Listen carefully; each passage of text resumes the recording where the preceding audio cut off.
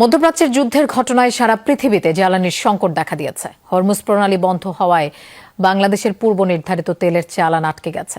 এই সংকট মোকাবেলায় যুক্তরাষ্ট্রের সহযোগিতা চাওয়া হয়েছে বলে জানিয়েছেন বিদ্যুৎ ও জ্বালানি মন্ত্রী ইকবাল হাসান মাহমুদ টুকু। দুপুরে সচিবালয়ে বিদ্যুৎ মন্ত্রীর সাথে বৈঠক করেন যুক্তরাষ্ট্রের সহকারী পররাষ্ট্রমন্ত্রী পল কাপুর। পরে ব্রিফিংয়ে ইকবাল হাসান মাহমুদ টুকু জানান, যুক্তরাষ্ট্র তাদের সরকারের উচ্চ পর্যায়ে কথা বলবে। এছাড়া তিনি জ্বালানি মজুদ নিয়ে বলেন, মজুদকৃত জ্বালানি কিভাবে সাশ্রয় করে ব্যবহার করা যায় এ বিষয়ে নির্দেশনা দেওয়া হয়েছে। সব জায়গা থেকে জ্বালানি আনারও চেষ্টা চলছে বলে জানান মন্ত্রী। মজুদকৃত জ্বালানি দিয়ে মার্চ পর্যন্ত চলবে।